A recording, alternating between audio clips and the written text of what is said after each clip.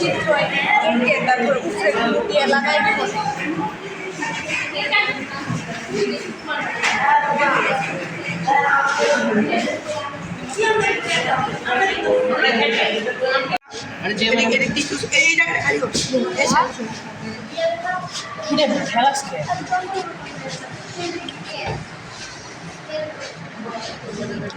সত্যি অনেক সুন্দর হয়েছে, তোমাদের তিনটা কাজ অনেক সুন্দর হয়েছে। এই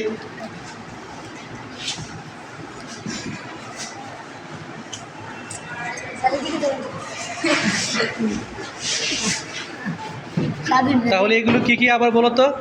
স্যার অ্যামিবা কোষ, প্রাণী কোষ আর মাইটোকন্ড্রিয়া। আচ্ছা আচ্ছা, হ্যাঁ এটা হচ্ছে এমিবা কোষ, জি যেটা হচ্ছে এককোষী প্রাণী।